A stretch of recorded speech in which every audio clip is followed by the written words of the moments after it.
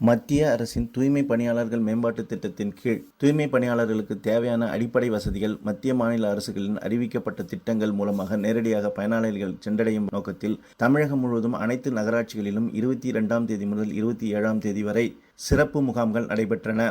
அதன் ஒரு பகுதியாக விழுப்புரம் நகராட்சியில் நடைபெற்ற சிறப்பு முகாமில் மத்திய மாநில அரசுகளின் திட்டங்கள் குறித்த கண்காட்சிகள் வைக்கப்பட்டிருந்தன. இதனை விழுப்புரம் நகராட்சி ஆணையர் ஷியாம்லா குத்துவிளக்கேற்றி துவக்கி வைத்தார். துப்புரவு பணியாளர்களுக்கு தேவையான சிறப்பு முகாமில் துப்புரவு பணியாளர்களுக்கான சிறப்பு வங்கி கடன், பிரதம மந்திரி மக்கள் மருத்துவம் மற்றும் பிரதம மந்திரி வீடு கட்டும் திட்டத்திற்கான அனுமதி, வங்கி கணக்குகளை துவங்குவது மற்றும் ஆதார் அட்டை சரிபார்ப்பது உள்ளிட்டவைகளை நேரடியாக பயனாளிகளுக்கு கொண்டு சேர்த்தனர். இதன் மூலம் 482 தூய்மை பணியாளர்கள் பயன்பெற்றனர். மத்திய அரசின் நகர்ப்புற குடிநீர் திட்டமான ஜல்ஜீவன் மிஷன் அர்பன் திட்டத்தின் கீழ் விழுப்புரம், கள்ளக்குறிச்சி மாவட்டங்களை உள்ளடக்கிய 3 நகராட்சிகளில் 3 பேரூராட்சிகள் மற்றும் 11 ஊராட்சிகளில் ஒன்றியங்களை சேர்ந்த 1565 ஊரக குடியிருப்பு பகுதிகளில் குடிநீர் இணைப்பு ஏற்படுத்துவதற்காக ரூபாய் 2383 கோடி மதிப்பில் புதிய திட்டம் தயாரிக்கப்பட்டு இதனை அரசு ஒப்புதலுக்காக அனுப்பி வைக்கப்பட்டுள்ளது என்று மாவட்ட நிர்வாகம் தெரிவித்துள்ளது. இந்த ஆண்டிற்கான நீட் தேர்வு, இளநிலை படிப்பிற்கான நீட் தேர்வு நடைபெற்று அதற்கான ரிசல்ட் வெளியிடப்பட்டது. இதில் விழுப்புரத்தை சேர்ந்த வெங்கடபதி வேலாயுதம் என்ற மாணவன் தமிழக அளவில் முதலிடம் பிடித்தார். மேலும் இந்திய அளவில் 12ஆம் இடம் பிடித்தார். இவர் 720 மார்க்குக்கு 705 மதிப்பெண்கள் பெற்று 99.9% மதிப்பெண் பெற்றார். விழுப்புரம் மாவட்டம் திண்டிவனம் நகராட்சி அலுவலகத்தில் சமூக நீதித்துறை அமைச்சர் வன்னியரசு தலைமையில் பல்வேறு துறை சார்ந்த அலுவலர்களுடன் விழுப்புரம் மாவட்ட வளர்ச்சி திட்ட பணிகள் குறித்து, பொதுமக்கள் நலன் சார்ந்த திட்டங்கள் குறித்தும் ஆய்வுக் கூட்டம் நடைபெற்றது.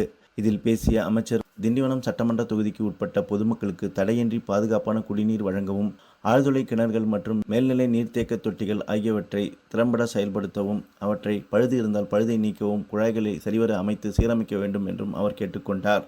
மேலும் அனைத்து துறை அதிகாரிகளுடன் ஒன்றிணைந்து அனைத்து துறைகளையும் ஒருங்கிணைத்து செயல்படுத்துவதற்கான நடவடிக்கைகளை உடனடியாக மேற்கொள்வதற்கு அதிகாரிகள் ஒத்துழைக்க வேண்டும் என்றும் அவர் அப்பொழுது கேட்டுக்கொண்டார். மத்திய மாநில அரசுகளின் திட்டங்களை நேரடியாக சென்றடைய வேண்டும் என்ற அதிகாரிகள் முழு வீச்சில் பணியாற்ற வேண்டும் என்றும் அவர் அப்பொழுது கேட்டுக்கொண்டார்.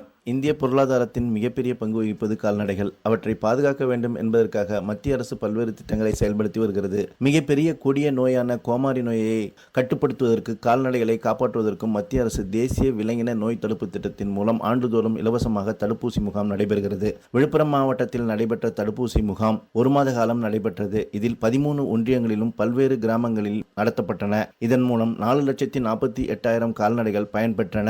இந்த முகாமினை தவறாமல் மக்கள் பயன்படுத்திக் கொண்டனர். விழுப்புரம் மாவட்ட குழந்தைகள் பாதுகாப்பு அழகு சார்பில் மாவட்ட ஆட்சியர் பெருந்திட்ட வளாகத்தில் போதைப் பொருள் ஒழிப்பு குறித்து, போதைப் பொருட்களால் ஏற்படும் சீர்கேடு குறித்தும் மக்கள் மத்தியில் விழிப்புணர்வு ஏற்படுத்தும் வகையில் விழிப்புணர்வு பேரணி நடைபெற்றது.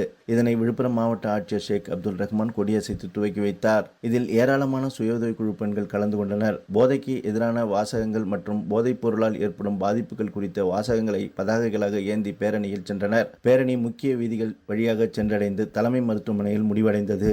இதில் ஏராளமான சுய குழு பெண்கள் கலந்து கொண்டனர். தூய்மை பாரத இயக்க திட்டத்தின் கீழ் விழுப்புரம் மாவட்டத்தில் கடந்த 2014ஆம் ஆண்டு முதல் 2025ஆம் ஆண்டு வரை 2,33,869 கழிப்பறைகள் கட்டி முடிக்கப்பட்டு பயனாளிகளிடம் வழங்கப்பட்டுள்ளன.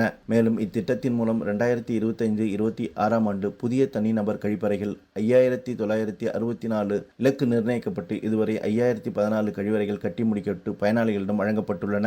மேலும் 950 கழிவறைகள் கட்டும் பணி தற்பொழுது நடைபெற்று வருவதாக மாவட்ட ஆட்சியர் தெரிவித்துள்ளார். விழுப்புரம் மாவட்டம் சிறுவந்தாடு அருகே உள்ள பூவரசன் குப்பம் கிராமத்தில் கல்தூணில் நரசிம்மர் தோன்றி காட்சியளித்ததாக கிபி 7ஆம் நூற்றாண்டில் பல்லவன் மன்னரால் கட்டப்பட்ட சிறப்புடைய இந்த கோயில் ஆண்டுதோறும் ஜூன், ஜூலை மாதங்களில் பிரம்மோற்சவ உற்சவம் நடைபெறும். இந்த பிரம்மோற்சவ விழாவில் முக்கிய நிகழ்வான தேரோட்டம் நடைபெற்றது. தேரோட்டத்தை முன்னிட்டு லட்சுமி நரசிம்மருக்கு பல்வேறு அபிஷேகங்கள், ஆராதனைகள் செய்யப்பட்டன. இதனைத் தொடர்ந்து தேர் வீதி உலா வந்தது. இதில் ஏராளமான மக்கள் கலந்து கொண்டு சாமி தரிசனம் செய்தனர்.